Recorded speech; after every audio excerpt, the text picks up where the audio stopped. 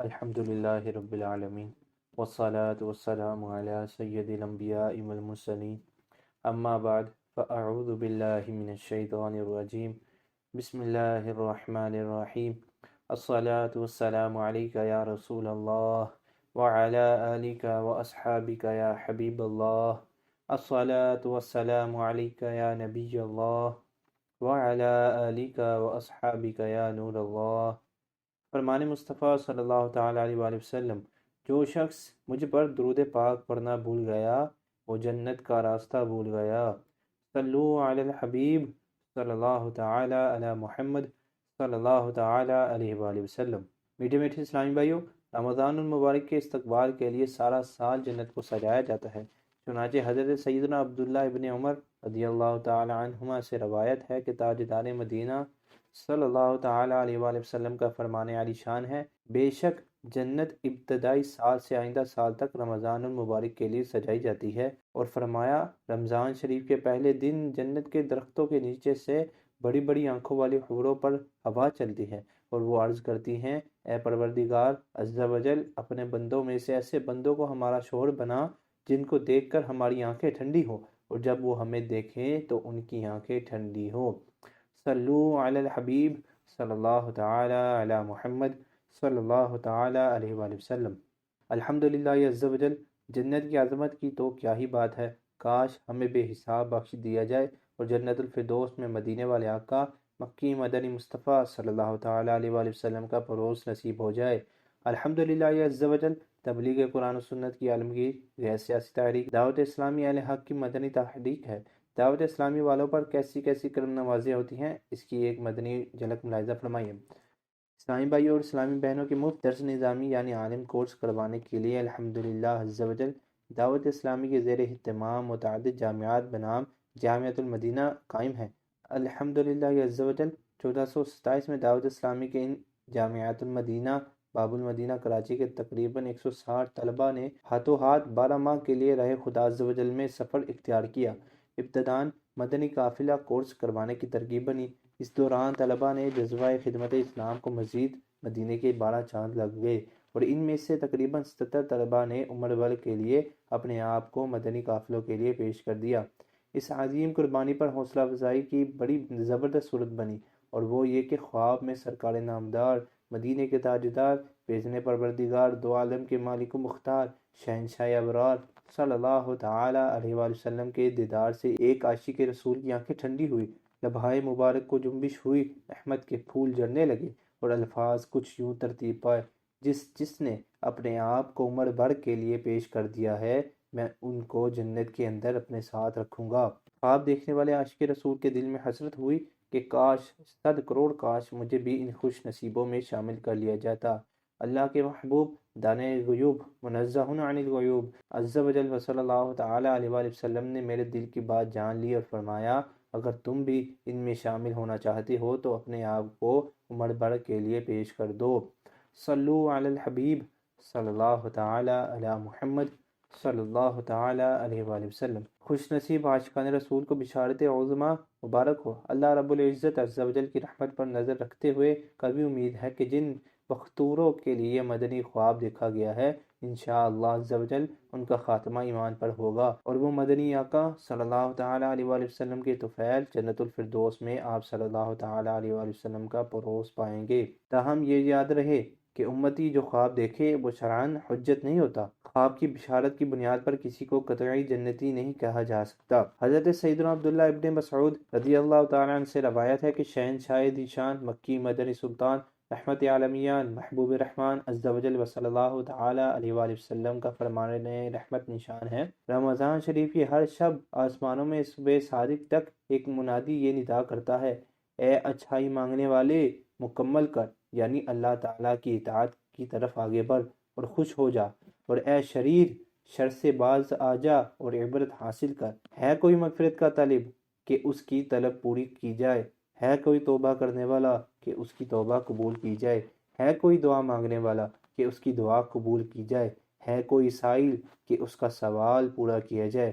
اللہ تعالیٰ رمضان المبارک کی ہر شب میں افطار کے وقت 60,000 گناہ گاروں کو دوزخ سے آزاد فرما دیتا ہے، اور عید کے دن سارے مہینے کے برابر گناہ گاروں کی بخشش کی جاتی ہے۔ مدینے کے دیوانوں، رمضان المبارک کی جلوہ گری تو کیا ہوتی ہے، ہم غریبوں کے وارے نیارے ہو جاتے ہیں، اللہ تعالیٰ کے فضل و کرم سے رحمت کے دروازے کھول دیے جاتے ہیں اور خوب مغفرت کے پروانے تقسیم ہوتے ہیں۔ کاش ہم گناہ گاروں کو بطفیل ماہ رمضان، سرور کون و مکان، مکی مدنی سلطان، رحمت عالمیان، محبوب رحمان عز و جل و صلی اللہ تعالیٰ علیہ وآلہ وسلم کے رحمت برے ہاتھوں جہنم سے رہائی کا پروانہ مل جائے۔ امام اہل سنت رحمت الرحمن بارگاہ رسالت صلی اللہ تعالیٰ علیہ وآلہ وسلم میں عرض کرتے ہیں، تمنا ہے فرمائیے روز محشر، یہ تیری رہائی کی چٹھی ملی ہے۔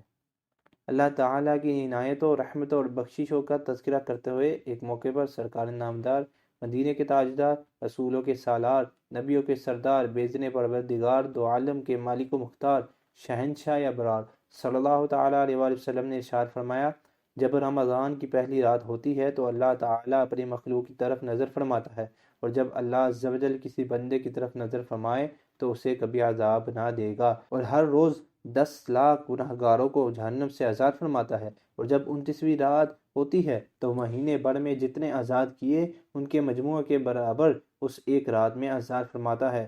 پھر جب عید الفطر کی رات آتی ہے، ملائکہ خوشی کرتے ہیں اور اللہ عز و جل اپنے نور کی خاص تجلی فرماتا ہے اور فرشتوں سے فرماتا ہے، اے گروہ ملائکہ، اس مزدور کا کیا بدلہ ہے جس نے کام پورا کر لیا؟ فرشتے عرض کرتے ہیں اس کو پورا اجر دیا جائے۔ اللہ تعالیٰ فرماتا ہے، میں تمہیں گواہ کرتا ہوں کہ میں نے ان سب کو بخش دیا۔ حضرت سیدنا عبداللہ ابن عباس رضی اللہ تعالیٰ عنہما سے روایت ہے کہ محبوب رب العالمین، سید الانبیاء والمرسلین، شفیع المذنبین، جناب رحمت للعالمین عز و جل و صلی اللہ تعالیٰ علیہ وآلہ وسلم کا فرمان دل نشین ہے، اللہ عز و جل ماہ رمضان میں روزانہ افطار کے وقت 10 لاکھ ایسے گناہ گاروں کو جہنم سے آزاد فرماتا ہے جن پر گناہوں کی وجہ سے جہنم واجب ہو چکا تھا۔ نیز شب جمعہ اور روز جمعہ یعنی جمعرات کو غروب آفتاب سے لے کر جمعے کو غروب آفتاب تک کی ہر گھڑی میں ایسے 10 لاکھ گناہ گاروں کو جہنم سے آزاد کیا جاتا ہے جو عذاب کے حقدار قرار دیے جا چکے ہوتے ہیں۔ میٹھے میٹھے اسلامی بھائیوں، بیان کردہ حدیث مبارکہ میں رب الانام عز و جل نے کس قدر عظیم الشان انعام و اکرام کا ذکر ہے۔ سبحان اللہ عز و جل، رمضان المبارک میں روزانہ 10 لاکھ ایسے گناہ گاروں کی بخشش ہو جایا کرتی ہے جو اپنے گناہوں کے سبب جہنم کے حقدار قرار پا چکے ہوتے ہیں۔ نیز شب جمعہ اور روز جمعہ کے تو ہر گھڑی میں 10 لاکھ گناہ گار عذاب نار سے آزاد قرار دیے جاتے ہیں۔ اور پھر رمضان المبارک کی آخری شب کی تو کیا خوب بہار ہے کہ سارے ماہ رمضان میں جتنے بخشے گئے تھے ان کے شمار کے برابر گناہ گار اس ایک رات میں عذاب نار سے نجات پاتے ہیں۔ اے کاش اللہ تعالی ہم گناہ گاروں اور بدکاروں کو بھی ان مغفرت یافتگان میں شامل کر لے، آمین بجاہ النبی الامین صلی اللہ تعالی علیہ وآلہ وسلم۔ صلو علی الحبیب صلی اللہ تعالی علی محمد صلی اللہ تعالی علیہ وآلہ وسلم۔ امیر المؤمنین حضرت سیدنا عمر فاروق اعظم رضی اللہ تعالی عنہ فرمایا کرتے، اس مہینے کو خوش آمدید ہے جو ہمیں پاک کرنے والا ہے۔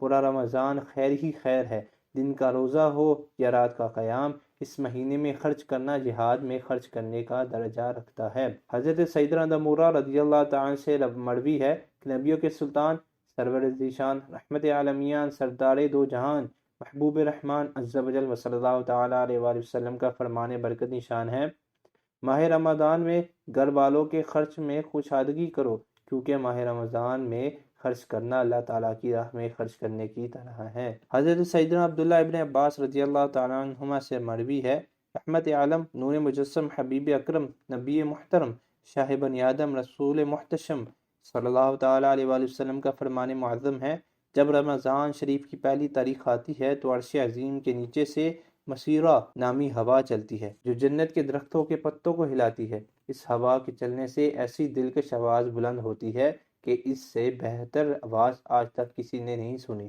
اس آواز کو سن کر بڑی بڑی آنکھوں والی حوریں ظاہر ہوتی ہیں، یہاں تک کہ جنت کے بلند محلوں پر کھڑی ہو جاتی ہیں اور کہتی ہیں، ہے کوئی جو ہم کو اللہ تعالیٰ سے مانگ لے کہ ہمارا نکاح اس سے ہو؟ پھر وہ حوریں داروغہ جنت حضرت رضوان علیہ السلام سے پوچھتی ہیں، آج یہ کیسی رات ہے؟ حضرت رضوان علیہ السلام جواباً تلبیہ یعنی لبیک کہتے ہیں، پھر کہتے ہیں یہ ماہ رمضان کی پہلی رات ہے جنت کے دروازے امت محمدیہ صلی اللہ تعالیٰ علیہ وآلہ وسلم کے روزے داروں کے لیے کھول دیے گئے ہیں۔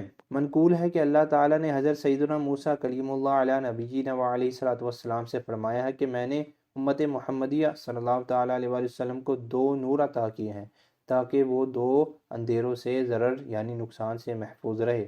سیدنا موسیٰ کلیم اللہ علیہ نبینا وعلیہ الصلوۃ والسلام نے عرض کی، یا اللہ عز و جل وہ 2 نور کون کون سے ہیں؟ ارشاد ہوا، نور رمضان اور نور قرآن۔ سیدنا موسیٰ کلیم اللہ علیہ نبینا وعلیہ الصلوۃ والسلام نے عرض کی، 2 اندھیرے کون کون سے ہیں؟ فرمایا، ایک قبر کا اور دوسرا قیامت کا۔ میٹھے میٹھے اسلامی بھائیوں، دیکھا آپ نے خدائے حنان و منان عز و جل ماہ رمضان کی قدر دان پر کس درجہ مہربان ہے۔ پیش کردہ دونوں روایتوں میں ماہ رمضان کی کس قدر عظیم رحمتوں اور برکتوں کا ذکر کیا گیا ہے۔ ماہ رمضان کا قدر دان روزے دار کر خدائے رحمان عز و جل کی رضا حاصل کر کے جنتوں کی ابدی اور سرمدی نعمتیں حاصل کرتا ہے۔ نیز دوسری حقائق میں 2 نور اور 2 اندھیروں کا ذکر کیا گیا ہے۔ اندھیروں کو دور کرنے کے لیے روشنی کا وجود ناگزیر ہے۔ خدائے رحمان عز و جل کے اس عظیم احسان پر قربان کہ اس نے ہمیں قرآن و رمضان کے 2 نور عطا کر دیے تاکہ قبر و قیامت کے ہولناک اندھیرے دور ہو اور نور ہی نور ہو جائے۔ صلو علی الحبیب صلی اللہ تعالی علی محمد صلی اللہ تعالی علیہ وآلہ وسلم۔ روزہ اور قرآن روز محشر مسلمان کے لیے شفاعت کا سامان بھی فراہم کریں گے۔ چنانچہ مدینہ کے سلطان سردار 2 جہان رحمت عالمیان سرور ذیشان محبوب رحمان عز و جل صلی اللہ تعالی علیہ وآلہ وسلم فرماتے ہیں، روزہ اور قرآن بندے کے لیے قیامت کے دن شفاعت کریں گے۔ روزہ عرض کرے گا، اے رب کریم عز و جل، میں نے کھانے اور خواہشوں سے دن میں اسے روک دیا، میری شفاعت اس کے حق میں قبول فرما۔ قرآن کہے گا، میں نے اسے رات میں سونے سے باز رکھا، میری شفاعت اس کے لیے قبول کر۔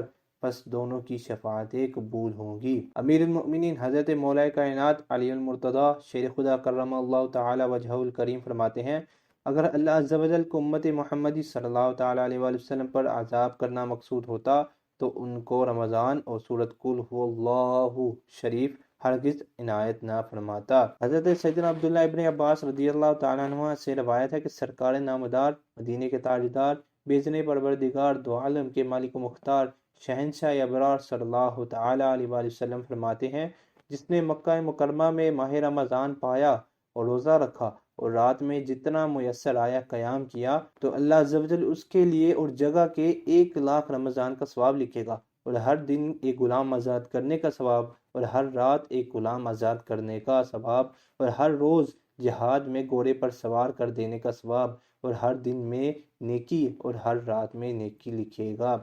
میٹھے میٹھے اسلامی بھائیوں، اللہ کے حبیب حبیب الحبیب ہم گناہوں کے مریضوں کے طبیب عز و جل صلی اللہ تعالی علیہ وآلہ وسلم کا دیدار ولایت مکہ مکرمہ زاہد اللہ شرفا و تعظیمہ ہے۔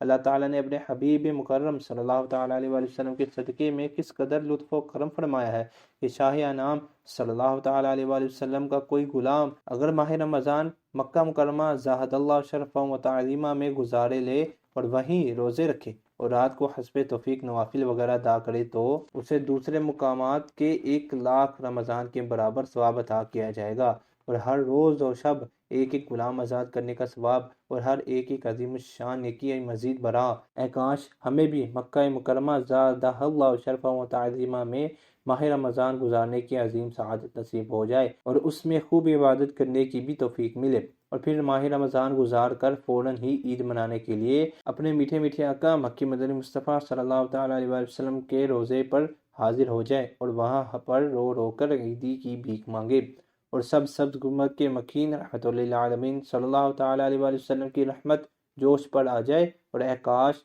سرکار صلی اللہ تعالیٰ علیہ وآلہ وسلم کے دستے پر انوار سے ہم گناہگار عیدی پائیں، اور یہ سب کچھ ان صلی اللہ تعالیٰ علیہ وآلہ وسلم کے کرم ہی سے ممکن ہے۔ صلو علی الحبیب صلی اللہ تعالی علی محمد صلی اللہ تعالی علیہ وآلہ وسلم۔ میٹھے میٹھے اسلامی بھائیوں، ماہ رمضان میں ہمیں اللہ عز و جل کی خوب عبادت کرنی چاہیے اور ہر وہ کام کرنا چاہیے جس میں اللہ عز و جل اور اس کے محبوب دانہ غیوب منزہ عن العیوب عز و جل صلی اللہ تعالی علیہ وآلہ وسلم کی رضا ہو۔ اگر اس پاکیزہ مہینے میں بھی کوئی اپنی بخشش نہ کروا سکا تو پھر کب کروائے گا؟ ہمارے پیارے پیارے اور میٹھے میٹھے آقا صلی اللہ تعالی علیہ وآلہ وسلم اس مبارک مہینے کی آمد کے ساتھ ہی عبادت الہی عز و جل میں بہت زیادہ مگن ہو جایا کرتے تھے۔ چنانچہ ام المؤمنین حضرت سیداتنا عائشہ صدیقہ رضی اللہ تعالی عنہ فرماتی ہیں جب ماہ رمضان آتا تو میرے سرتاج صاحب معراج صلی اللہ تعالی علیہ وآلہ وسلم اللہ عز و جل کی عبادت کے لیے کمر بستہ ہو جاتے اور سارا مہینہ اپنے بستر منور پر تشریف نہ لاتے۔ مزید فرماتے ہیں کہ جب ماہ رمضان تشریف لاتا تو حضور اکرم نور مجسم شاہ بنی آدم رسول محتشم شافع امم صلی اللہ تعالی علیہ وآلہ وسلم کا رنگ مبارک متغیر ہو جاتا اور آپ صلی اللہ تعالی علیہ وآلہ وسلم نماز کی کثرت فرماتے اور خوب گر گرا کر دعائیں مانگتے اور اللہ عز و جل کا خوف آپ صلی اللہ تعالی علیہ وآلہ وسلم پر طاری رہتا۔ میٹھے میٹھے اسلامی بھائیوں، اس ماہ مبارک میں خوب صدقہ و خیرات کرنا بھی سنت ہے۔ چنانچہ سیدنا عبداللہ ابن عباس رضی اللہ تعالیٰ عنہ فرماتے ہیں جب ماہ رمضان آتا تو سرکار مدینہ صلی اللہ تعالیٰ علیہ وآلہ وسلم ہر قیدی کو رہا کر دیتے اور ہر سائل کو عطا فرماتے۔ سیدنا عبداللہ ابن عباس رضی اللہ تعالیٰ عنہ فرماتے ہیں رسول اللہ عز و جل صلی اللہ تعالیٰ علیہ وآلہ وسلم لوگوں میں سب سے بڑھ کر سخی ہیں اور سخاوت کا دریا سب سے زیادہ اس وقت جوش پر ہوتا جب رمضان میں آپ صلی اللہ تعالیٰ علیہ وآلہ وسلم سے جبرائیل علیہ السلام ملاقات کے لیے حاضر ہوتے۔ جبرائیل امین علیہ السلام رمضان المبارک کی ہر رات میں ملاقات کے لیے حاضر ہوتے۔ رسول کریم رؤوف الرحیم صلی اللہ تعالیٰ علیہ وآلہ وسلم ان کے ساتھ قرآن عظیم کا دورہ فرماتے۔ بس رسول اللہ عز و جل صلی اللہ تعالیٰ علیہ وآلہ وسلم تیز چلنے والی ہوا سے بھی زیادہ خیر کے معاملے میں سخاوت فرماتے۔ صلو علی الحبیب صلی اللہ تعالیٰ علی محمد صلی اللہ تعالیٰ علیہ وآلہ وسلم۔ میٹھے میٹھے اسلامی بھائیوں، ماہ رمضان مبارک میں نیکیوں کا اجر بہت بڑھ جاتا ہے، لہذا کوشش کر کے زیادہ سے زیادہ نیکیاں اس ماہ میں جمع کر لینی چاہیے۔ چنانچہ حضرت سیدنا عبدالرحیم نخعی رحمۃ اللہ علیہ فرماتے ہیں ماہ رمضان میں ایک دن کا روزہ رکھنا 1000 دن کے روزوں سے افضل ہے، اور ماہ رمضان میں ایک مرتبہ تسبیح کرنا یعنی سبحان اللہ کہنا اس ماہ کے علاوہ 1000 مرتبہ تسبیح کرنے یعنی سبحان اللہ کہنے سے افضل ہے، اور ماہ رمضان میں ایک رکعت پڑھنا غیر رمضان کی 1000 رکعتوں سے افضل ہے۔ امیر المؤمنین حضرت سیدنا عمر فاروق اعظم رضی اللہ تعالیٰ عنہ سے روایت ہے کہ رسول انور مدینہ کے تاجور نبیوں کے سرور محبوب رب اکبر سیدنا آمنہ کے دلبر عز و جل صلی اللہ تعالیٰ علیہ وآلہ وسلم کا فرمان رحمت نزدی شان ہے۔ ترجمہ: رمضان میں ذکر اللہ عز و جل کرنے والے کو بخش دیا جاتا ہے اور اس مہینے میں اللہ تعالیٰ سے مانگنے والا محروم نہیں رہتا۔ میٹھے میٹھے اسلامی بھائیوں، وہ لوگ کتنے خوش نصیب ہیں جو اس ماہ مبارک میں خصوصیت کے ساتھ سنت و بڑے اجتماعات میں شرکت کی سعادت حاصل کرتے اور اللہ عز و جل سے اپنی دنیا و آخرت کی بھلائی کا سوال کرتے ہیں۔ الحمدللہ عز و جل تبلیغ قرآن و سنت کے عالمگیر غیر سیاسی تحریک دعوت اسلامی کا سنت و بڑا اجتماع از ابتدا تا انتہا ذکر اللہ عز و جل ہی پر مشتمل ہوتا ہے، کیونکہ تلاوت، نعت شریف، سنت و بڑا بیان، دعا اور صلاۃ و سلام وغیرہ سب ذکر اللہ عز و جل میں داخل ہے۔ دعوت اسلامی کی اجتماع کی برکات کی ایک جھلک ملاحظہ ہو۔ چنانچہ مرکز الاولیاء لاہور کی ایک اسلامی بھائی کا بیان بالتصرف عرض کرتا ہوں، غالباً 2003 کی بات ہے۔ ایک اسلامی بھائی نے مجھے تبلیغ کے قرآن و سنت کی عالمگیر غیر سیاسی تحریک دعوت اسلامی کے 3 روزہ بین الاقوامی سنت بڑی اجتماع صحرائے مدینہ مدینہ الاولیاء ملتان میں شرکت کی دعوت عنایت فرمائی۔ میں نے عرض کی، میں 6 بیٹیوں کا باپ ہوں، میرے گھر میں پھر اولاد متوقع ہے، دعا فرمائی کہ اب کی بار نرینہ اولاد ہو۔ وہ اسلامی بھائی انفرادی کوشش کرتے ہوئے فرمانے لگے، سبحان اللہ، اب تو آپ کو 3 روزہ سنت و بڑے اجتماع میں حاضری کی زیادہ ضرورت ہے۔ حج کے بعد تعداد کے لحاظ سے عاشقان رسول کی سب سے بڑی اجتماعات ملتان شریف میں آ کر دعا مانگنے نہ جانے کس کے صدقے میں بیڑا پار ہو جائے۔ اس کی بات میرے دل کو لگ گئی اور میں سنت و بڑے اجتماع ملتان شریف میں حاضر ہو گیا۔ وہاں کے روح پرور مناظر کا بیان کرنے کے لیے میرے پاس الفاظ نہیں۔ مجھے زندگی میں پہلی بار اس قدر زبردست روحانی سکون نصیب ہوا۔ الحمدللہ عز و جل، اجتماع کے چند ہی روز کے بعد اللہ عز و جل نے مجھے چاند سا مدنی منع عطا فرمایا۔ گھر والوں کی خوشی بیان سے باہر ہے۔ الحمدللہ عز و جل، میں دعوت اسلامی کے مدنی ماحول سے وابستہ ہو گیا۔ اللہ عز و جل نے مجھے مزید ایک اور مدنی منع سے بھی نواز دیا۔ الحمدللہ عز و جل، الحمدللہ عز و جل۔ یہ بیان دیتے وقت مجھ گناہ گار کو دعوت اسلامی کے مدنی ماحول میں قافلہ ذمہ دار کی حیثیت سے خدمت کی سعادت ملی ہوئی ہے۔ میٹھے میٹھے اسلامی بھائیوں، دعوت اسلامی کے مدنی ماحول اور سنت بڑی اجتماعات میں رحمتیں کیوں نازل نہ ہو کہ ان عاشقان رسول میں نہ جانے کتنے اولیاء کرام رحمہم اللہ تعالی ہوتے ہوں گے۔ میرے آقا اعلیٰ حضرت رحمۃ اللہ علیہ فرماتے ہیں، جماعت میں برکت ہے اور دعا یعنی مسلمانوں کے مجمع میں دعا مانگنا قبولیت کے قریب تر ہے۔ علماء فرماتے ہیں جہاں 40 مسلمان صالح یعنی نیک مسلمان جمع ہوتے ہیں ان میں سے ایک ولی اللہ ضرور ہوتا ہے۔ بالفرض دعا کی قبولیت کا اثر ظاہر نہ ہو تب بھی حرف شکایت زبان پر نہیں لانا چاہیے۔ ہماری بھلائی کس بات میں ہے اس کو یقیناً اللہ عز و جل ہم سے زیادہ بہتر جانتا ہے۔ ہمیں ہر حال میں پاک پروردگار عز و جل کا شکر گزار بندہ بن کر رہنا چاہیے۔ وہ بیٹا دے تب بھی اس کا شکر، بیٹی دے تب بھی شکر، دونوں دے تب بھی شکر اور نہ دے تب بھی شکر۔ ہر حال میں شکر اور شکریہ ادا کرنا چاہیے۔ پارہ 25 سورہ شورى کی آیت نمبر 49 اور 50 میں ارشاد باری تعالیٰ ہے، ترجمہ کنز ایمان، اللہ ہی کے لیے ہے آسمانوں اور زمین کی سلطنت پیدا کرتا ہے جو چاہے جسے چاہے بیٹیاں عطا فرمائے اور جسے چاہے بیٹے دے یا دونوں ملا دے بیٹے اور بیٹیاں اور جسے چاہے بانجھ کر دے، بے شک وہ علم و قدرت والا ہے۔ صدر الافاضل حضرت علامہ مولانا سید محمد نعیم الدین مراد آبادی علیہ رحمۃ اللہ الہادی فرماتے ہیں، وہ مالک ہے اپنی نعمت کو جس طرح چاہے تقسیم کرے، جسے جو چاہے دے۔ انبیاء علیہ السلام میں بھی یہ سب صورتیں پائی جاتی ہیں۔ حضرت سیدنا لوط علیہ نبینا علیہ السلام و حضرت سیدنا شعیب علیہ نبینا علیہ السلام کے صرف بیٹیاں تھیں، کوئی بیٹا نہ تھا، اور حضرت سیدنا ابراہیم خلیل اللہ علیہ نبینا علیہ السلام کے صرف فرزند تھے، کوئی دختر ہوئے ہی نہیں۔ اور سید الانبیاء حبیب خدا محمد مصطفیٰ صلی اللہ تعالیٰ علیہ وآلہ وسلم کو اللہ تعالیٰ نے 4 فرزند عطا فرمائے اور 4 صاحبزادیاں، اور حضرت سیدنا یحییٰ علیہ نبینا علیہ السلام اور حضرت سیدنا عیسیٰ روح اللہ علیہ نبینا علیہ السلام کی کوئی اولاد ہی نہیں۔ محمد نامی ایک آدمی سارا سال نماز نہ پڑھتا تھا۔ جب رمضان شریف کا متبرک مہینہ آتا تو وہ پاک صاف کپڑے پہنتا اور 5 وقت پابندی کے ساتھ نماز پڑھتا اور سال گزشتہ کی قضا نمازیں بھی ادا کرتا۔ لوگوں نے اس سے پوچھا تو ایسا کیوں کرتا ہے؟ اس نے جواب دیا، یہ مہینہ رحمت، برکت، توبہ اور مغفرت کا ہے، شاید اللہ تعالیٰ مجھے میرے اسی عمل کے سبب بخش دے۔ جب اس کا انتقال ہو گیا تو کسی نے اسے خواب میں دیکھا تو پوچھا، ما فعل اللہ بک، یعنی اللہ تعالیٰ نے تیرے ساتھ کیا معاملہ کیا؟ اس نے جواب دیا، میرے اللہ عز و جل نے مجھے احترام رمضان شریف بجا لانے کے سبب بخش دیا۔ اللہ عز و جل کی ان پر رحمت ہو اور ان کے صدقے ہماری مغفرت ہو۔ صلو علی الحبیب صلی اللہ تعالی علی محمد صلی اللہ تعالی علیہ وآلہ وسلم۔ میٹھے میٹھے اسلامی بھائیوں، دیکھا آپ نے خدائے رحمان عز و جل ماہ رمضان کے قدردان پر کس درجہ مہربان ہے کہ سال کے باقی مہینے چھوڑ کر صرف ماہ رمضان میں عبادت کرنے والے کی مغفرت فرما دی۔ اس حقائق سے کہیں کوئی یہ نہ سمجھ بیٹھے کہ اب تو معاذ اللہ عز و جل سارا سال نمازوں کی چھٹی ہوگی، صرف رمضان المبارک میں روزہ نماز کر لیا کریں گے اور سیدھے جنت میں چلے جائیں گے۔ پیارے اسلامی بھائیوں، دراصل بخشنا یا عذاب کرنا یہ سب کچھ اللہ تعالیٰ کی مشیت پر موقوف ہے۔ وہ بے نیاز ہے، اگر چاہے تو کسی مسلمان کو بظاہر چھوٹے سے نیک عمل پر ہی اپنے فضل سے بخش دے، اور اگر چاہے تو بڑی بڑی نیکیوں کے باوجود کسی کو محض ایک چھوٹے سے گناہ پر اپنے عدل سے پکڑ لے۔ پارہ 3 سورہ بقرہ کی آیت نمبر 284 میں ارشاد رب بے نیاز ہے، ترجمہ کنز ایمان، جو جسے چاہے گا اپنے فضل سے اہل ایمان کو بخشے گا اور جسے چاہے گا اپنے عدل سے سزا دے گا۔ میٹھے میٹھے اسلامی بھائیوں، کوئی نیکی چھوڑنی نہیں چاہیے، نہ جانے اللہ عز و جل کو کون سی نیکی پسند آ جائے، اور کوئی چھوٹے سے چھوٹا گناہ بھی نہیں کرنا چاہیے کہ نہ جانے کس گناہ پر اللہ تعالیٰ ناراض ہو جائے اور اس کا دردناک عذاب آ کر گھیرے۔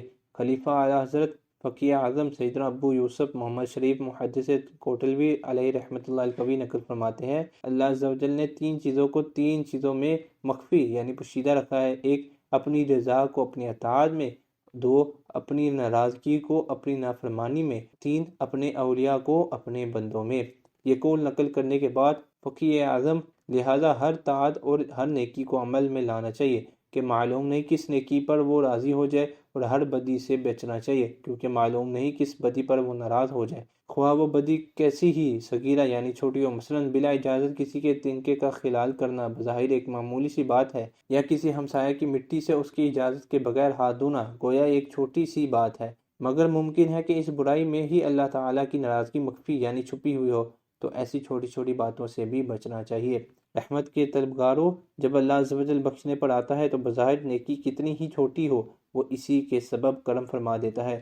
چنانچہ اس ضمن میں کثیر احادیث وارد ہیں، مثلاً ایک عورت کو صرف اس لیے بخش دیا کہ اس نے ایک پیاسے کتے کو پانی پلایا تھا۔ ایک حدیث میں سرکار مدینہ سلطان باقرینہ قرار قلب و سینہ فیض گنجینہ صلی اللہ تعالیٰ علیہ وآلہ وسلم کا فرمانے علی شان بھی ملتا ہے کہ ایک شخص نے راستے میں سے ایک درخت کو اس لیے ہٹا دیا تاکہ لوگوں کو اس سے ایذا نہ پہنچے۔ اللہ تعالیٰ عز و جل نے خوش ہو کر اس کی مغفرت فرما دی۔ ایک صحیح حدیث میں تقاضے میں نرمی یعنی قرض کی وصولی میں آسانی کرنے والے ایک شخص کی نجات ہو جانے کا واقعہ بھی آیا ہے۔ اللہ عز و جل کی رحمت کے واقعات جمع کرنے جائیں تو اتنے ہیں کہ ہم جمع ہی نہ کر سکے۔ صلو علی الحبیب صلی اللہ تعالی علی محمد صلی اللہ تعالی علیہ وآلہ وسلم۔ توبو الی اللہ استغفر اللہ۔ صلو علی الحبیب صلی اللہ تعالی علی محمد صلی اللہ تعالی علیہ وآلہ وسلم۔ میٹھے میٹھے اسلامی بھائیو، جب اللہ عز و جل رحمت کرنے پر آتا ہے تو یوں بھی سبب بناتا ہے کہ کسی ایک عمل کو اپنے بارگاہ میں شرف قبولیت عطا فرماتا ہے اور پھر اسی کے باعث اس پر رحمتوں کی بارش کر دیتا ہے۔ لہٰذا اب ایک حدیث مبارک پیش کی جاتی ہے جس میں متعدد ایسے لوگوں کا بیان کیا گیا ہے کہ وہ کسی نہ کسی نیکی کے سبب اللہ تعالیٰ کی گرفت سے بچ گئے اور رحمت خداوندی عز و جل نے انہیں اپنی آغوش میں لے لیا۔ چنانچہ حضرت سیدنا عبد الرحمن بن سمورہ رضی اللہ تعالیٰ سے روایت ہے، ایک بار حضور اکرم نور مجسم شاہ بنی آدم نبی محترم رسول محتشم شافع امم صلی اللہ تعالیٰ علیہ وسلم تشریف لائے اور ارشاد فرمایا، آج رات میں نے ایک عجیب خواب دیکھا ہے کہ ایک شخص کی روح قبض کرنے کے لیے ملک الموت علیہ السلام تشریف لائے، لیکن ان کا ماں باپ کی اطاعت کرنا سامنے آ گیا اور وہ بچ گیا۔ 2 ایک شخص پر عذاب قبر چھا گیا لیکن اس کے وضو کی نیکی نے اسے بچا لیا۔ 3 ایک شخص کو شیاطین نے گھیر لیا لیکن ذکر اللہ عز و جل کرنے کی نیکی سے اسے بچا لیا۔ 4 ایک شخص کو عذاب کے فرشتوں نے گھیر لیا لیکن اسے اس کی نماز نے بچا لیا۔ 5 ایک شخص کو دیکھا کہ پیاس کی شدت سے زبان نکالے ہوئے تھا اور ایک حوض پر پانی پینے جاتا تھا مگر لوٹا دیا جاتا تھا کہ اتنے میں اس کے روزے آ گئے اور اس نیکی نے اس کو سیراب کر دیا۔ 6 ایک شخص کو دیکھا کہ جہاں انبیاء کرام علیہ السلام حلقے بنائے ہوئے تشریف فرماتے وہاں ان کے پاس جانا چاہتا تھا لیکن دھتکار دیا جاتا تھا کہ اتنے میں اس کا غسل جنابت آیا اور اس نیکی نے اس کو میرے پاس بٹھا دیا۔ 7 ایک شخص کو دیکھا کہ اس کے آگے پیچھے دائیں بائیں اوپر نیچے اندھیرا ہی اندھیرا ہے اور وہ اس اندھیرے میں حیران و پریشان ہے تو اس کے حج و عمرہ آ گئے اور ان نیکیوں نے اس کو اندھیرے سے نکال کر روشنی میں پہنچا دیا۔ 8 ایک شخص کو دیکھا کہ وہ مسلمانوں سے گفتگو کرنا چاہتا ہے لیکن کوئی اس کو منہ نہیں لگاتا تو صلہ رحمی یعنی رشتہ داروں سے حسن سلوک کرنے کی نیکی نے مومنین سے کہا کہ تم اس سے بات چیت کرو تو مسلمانوں نے اس سے بات کرنا شروع کی۔ 9 ایک شخص کے جسم اور چہرے کی طرف آگ بڑھ رہی ہے اور وہ اپنے ہاتھ سے بچا رہا ہے تو اس کا صدقہ آ گیا اور اس کے آگے ڈھال بن گیا اور اس کے سر پر سایہ فگن ہو گیا۔ 10 ایک شخص کو زبانیہ یعنی عذاب کے مخصوص فرشتوں نے چاروں طرف سے گھیر لیا لیکن اس کا نیکی کا حکم کرنے اور برائی سے منع کرنے کی نیکی آئی اور اس نے اسے بچا لیا اور رحمت کے فرشتوں کے حوالے کر دیا۔ 11 ایک شخص کو دیکھا جو گھٹنوں کے بل بیٹھا ہے لیکن اس کے اور اللہ تعالیٰ کے درمیان حجاب یعنی پردہ ہے مگر اس کا حسن اخلاق آیا، اس نیکی نے اس کو بچا لیا اور اللہ تعالیٰ سے ملا دیا۔ 12 ایک شخص کو اس کا اعمال نامہ الٹے ہاتھ میں دیا جانے لگا تو اس کا خوف خدا عز و جل آ گیا اور اس عظیم نیکی کی برکت سے اس کا نامہ اعمال سیدھے ہاتھ میں دے دیا گیا۔ 13 ایک شخص کی نیکیوں کا وزن ہلکا رہا مگر اس کی سخاوت آ گئی اور نیکیوں کا وزن بڑھ گیا۔ 14 ایک شخص جہنم کے کنارے پر کھڑا تھا مگر اس کا خوف خدا عز و جل آ گیا اور وہ بچ گیا۔ 15 ایک شخص جہنم میں گر گیا لیکن اس کے خوف خدا عز و جل میں بہائے ہوئے آنسو آ گئے اور ان آنسوؤں کی برکت سے وہ بچ گیا۔ 16 ایک شخص پل صراط پر کھڑا تھا اور ٹہنی کی طرح لرز رہا تھا لیکن اس کا اللہ عز و جل کے ساتھ حسن ظن یعنی اللہ عز و جل سے اچھا گمان کہ وہ رحمت ہی کرے گا آیا اور اس نیکی نے اسے بچا لیا اور وہ پل صراط سے گزر گیا۔ 17 ایک شخص پل صراط پر گھسٹ گھسٹ کر چل رہا تھا کہ اس کا مجھ پر درود پاک پڑھنا آ گیا اور اس کی نیکی نے اس کو کھڑا کر کے پل صراط پار کرا دیا۔ 18 میری امت کا ایک شخص جنت کے دروازوں کے پاس پہنچا تو وہ سب اس پر بند تھے کہ اس کا لا الہ الا اللہ کی گواہی دینا آیا اور اس کے لیے جنت کے دروازے کھول گئے اور وہ جنت میں داخل ہو گیا۔ 19 کچھ لوگوں کے ہونٹ کاٹے جا رہے تھے۔ میں نے جبرائیل علیہ السلام سے دریافت کیا یہ کون ہے؟ تو انہوں نے بتایا کہ یہ لوگوں کی درمیان چغل خوری کرنے والے تھے۔ 20 کچھ لوگوں کو زبانوں سے لٹکا دیا گیا تھا۔ میں نے جبرائیل علیہ السلام سے بارے میں پوچھا تو انہوں نے بتایا کہ یہ لوگوں پر بلا وجہ الزام گناہ لگانے والے ہیں۔ میٹھے میٹھے اسلامی بھائیوں، آپ نے ملاحظہ فرمایا اطاعت و والدین، وضو، نماز، روزہ، ذکر اللہ عز و جل، حج و عمرہ، صلہ رحمی، امر بالمعروف و نہی عن المنکر، صدقہ، حسن اخلاق، سخاوت، خوف خدا عز و جل میں رونا، نیز اللہ عز و جل کے ساتھ حسن ظن وغیرہ وغیرہ نیکیوں کے سبب اللہ عز و جل نے معذبین یعنی جو لوگ عذاب میں مبتلا تھے ان پر کرم فرما دیا اور انہیں عتاب و عذاب سے رہائی مل گئی۔ بہرحال یہ اس کے فضل و کرم کے معاملات ہیں۔ وہ مالک و مختار عز و جل ہے، جسے چاہے بخش دے، جسے چاہے عذاب کر دے۔ یہ سب اس کا عدل ہی عدل ہے۔ جہاں وہ کسی ایک نیکی سے خوش ہو کر اپنی رحمت سے بخش دیتا ہے، وہیں کسی ایک گناہ پر جب وہ ناراض ہو جاتا ہے تو اس کا قہر و غضب جوش پر آ جاتا ہے اور پھر اس کی گرفت نہایت ہی سخت ہوتی ہے، جیسا کہ ابھی گزشتہ طویل حدیث کے آخر میں چغل خوروں اور دوسروں پر گناہ کی تہمت باندھنے والوں کا انجام بھی ہمارے پیارے آقا صلی اللہ تعالیٰ علیہ وآلہ وسلم نے ملاحظہ فرما کر ہمیں بتا کر متنبی یعنی خبردار کیا۔ لہٰذا عقل مند وہی ہے کہ بظاہر کوئی چھوٹی سی بھی نیکی ہو اسے ترک نہ کرے کہ ہو سکتا ہے یہی نیکی نجات کا ذریعہ بن جائے، اور بظاہر گناہ کتنا ہی معمولی نظر آتا ہو ہرگز ہرگز نہ کرے۔ صلو علی الحبیب صلی اللہ تعالی علی محمد صلی اللہ تعالی علیہ وآلہ وسلم۔ قہار کے 4 حروف کی نسبت سے گناہ گاروں کے 4 حقائق۔ 1 قبر میں آگ بھڑک اٹھی۔ حضرت سیدنا عمر بن شرحبیل رضی اللہ تعالیٰ فرماتے ہیں کہ ایک ایسا شخص انتقال کر گیا جس کو لوگ متقی سمجھتے تھے۔ جب اسے دفن کر دیا گیا تو اس کی قبر میں عذاب کے فرشتے آ پہنچے اور کہنے لگے ہم تجھ کو اللہ عز و جل کے عذاب کے 100 کوڑے ماریں گے۔ اس نے خوف زدہ ہو کر کہا کہ مجھے کیوں مارو گے؟ میں تو پرہیزگار آدمی تھا۔ تو انہوں نے کہا اچھا چلو 50 ہی مارتے ہیں، مگر وہ برابر بحث کرتا رہا حتیٰ کہ فرشتے ایک بار آ گئے اور انہوں نے ایک کوڑا مار ہی دیا جس سے تمام قبر میں آگ بھڑک اٹھی اور وہ شخص جل کر خاکستر یعنی راکھ ہو گیا۔ پھر اس کو زندہ کیا گیا تو اس نے درد سے تلملاتے اور روتے ہوئے فریاد کی آخر مجھے یہ کوڑا کیوں مارا گیا ہے؟ تو انہوں نے جواب دیا ایک روز تو نے بے وضو نماز پڑھ لی تھی اور ایک روز ایک مظلوم تیرے پاس فریاد لے کر آیا مگر تو نے فریاد درسی نہ کی۔ میٹھے میٹھے اسلامی بھائیوں، دیکھا آپ نے اللہ عز و جل ناراض ہوا تو اس نے نیک اور پرہیزگار شخص کی بھی گرفت فرمائی اور وہ عذاب قبر میں گر گیا۔ اللہ عز و جل ہمارے حال زار پر رحم فرمائے اور ہمیں بے حساب مغفرت فرمائے، آمین بجاہ النبی الامین صلی اللہ تعالی علیہ وآلہ وسلم۔ 2 ماپرے میں بے احتیاطی کے سبب عذاب۔ حضرت سیدنا حارث محاسبی رحمۃ اللہ علیہ فرماتے ہیں کہ ایک قیاد یعنی گلا ماپنے والے نے ایک کام کو چھوڑ دیا اور ایک عبادت الہی عز و جل میں مشغول ہوا۔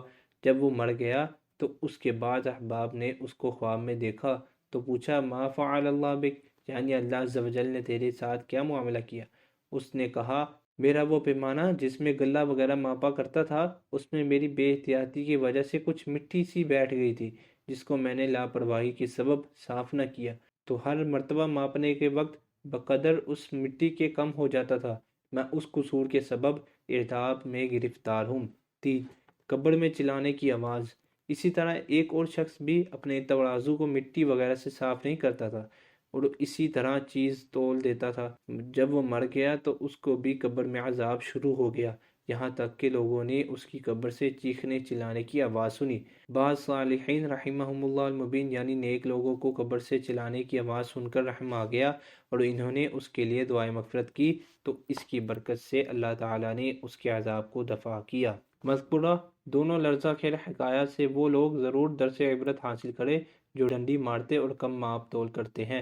مسلمانوں ڈنڈی مار کر کام ماپ کر بعض اوقات بظاہر مال میں کچھ زیادتی نظر آ بھی جاتی ہے، مگر ایسی آمدنی کس کام کی؟ بسا اوقات دنیا میں بھی اس قسم کا مال و وبال بن جاتا ہے۔ ہو سکتا ہے کہ ڈاکٹروں کے فیسوں، بیماریوں کی دوائیوں، جیب کتروں، چوروں یا رشوت خوروں کے ہاتھوں میں یہ مال چلا جائے اور پھر معاذ اللہ عز و جل آخرت کا عذاب بھی شدید بھی بھگتنا پڑ جائے۔ صلو علی الحبیب صلی اللہ تعالی علی محمد صلی اللہ تعالی علیہ وآلہ وسلم۔ توبو الی اللہ، استغفر اللہ، صلو علی الحبیب صلی اللہ تعالی علی محمد صلی اللہ تعالی علیہ وآلہ وسلم۔ روح البیان میں ہے، جو شخص ناپ تول میں خیانت کرتا ہے، قیامت کے روز اسے دوزخ کی گہرائیوں میں ڈالا جائے گا اور آگ کے دو پہاڑوں کے درمیان بٹھا کر حکم دیا جائے گا، ان پہاڑوں کو ناپو اور تولو۔ جب تولنے لگے گا تو آگ اسے جلا ڈالے گی۔ میٹھے میٹھے اسلامی بھائیوں، خوب غور فرمائیے، مختصر سی زندگی میں چند فانی سکے حاصل کرنے کے لیے اگر ڈنڈی مار لی تو کس قدر شدید عذاب کی وعید ہے۔ آج معمولی گرمی برداشت نہیں ہوتی تو جہنم میں آگ کے پہاڑوں کی تپش کس طرح برداشت ہوگی۔ خدارا اپنے حال پر رحم کرتے ہوئے مال کی ہوس سے دور رہے، ورنہ مال غیر حلال دونوں جہاں میں وبال ہی وبال ثابت ہوگا۔ صلو علی الحبیب صلی اللہ تعالی علی محمد صلی اللہ تعالی علیہ وآلہ وسلم۔ حضرت سیدنا وہب بن منبہ رضی اللہ تعالیٰ فرماتے ہیں، بنی اسرائیل کے ایک نوجوان نے ہر قسم کے گناہوں سے توبہ کی، پھر 70 سال تک مسلسل عبادت کرتا رہا، دن کو روزہ رکھتا، رات کو جاگتا۔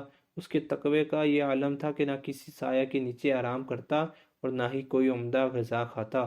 جب اس کا انتقال ہو گیا تو اس کے بعد دوستوں نے اسے خواب میں دیکھ کر پوچھا، ما فعل اللہ بک، یعنی اللہ عز و جل نے تیرے ساتھ کیا معاملہ کیا؟ اس نے بتایا کہ اللہ عز و جل نے میرا حساب لیا، پھر سب گناہوں کو بخش دیا، مگر ایک دن کا جسے میں نے اس کے مالک کی مرضی کے بغیر لے لیا تھا اور اس سے دانتوں میں خلال کیا تھا، وہ دن کا اس کے مالک سے معاف کروانا رہ گیا تھا۔ افسوس، صد کروڑ افسوس، اسی سبب سے ابھی تک مجھے جنت سے روکا ہوا ہے۔ میٹھے میٹھے اسلامی بھائیوں، لڑز جاؤ کہ جب قہر قہار عز و جل جوش پر آتا ہے تو ایسے گناہ پر بھی گرفت ہو جاتی ہے جسے دنیا والوں کے نزدیک بہت ہی معمولی تصور کیا جاتا ہے، جیسا کہ ابھی حکایت میں گزرا کہ ایک عابد و زاہد اور نیک بندہ صرف اور صرف اسی وجہ سے جنت سے روک دیا گیا کہ اس نے ایک حقیر تنکا اس کے مالک کی اجازت کے بغیر لے کر اس سے دانتوں میں خلال کر لیا اور پھر بے معاف کروائے انتقال کر گیا تو پھنس گیا۔ ذرا سوچئے، غور کیجئے، ایک تنکا تو کیا شے ہے۔ آج کل تو لوگ نہ جانے کیسی کیسی قیمتی امانتیں ہڑپ کر جاتے ہیں اور ڈکار تک نہیں لیتے۔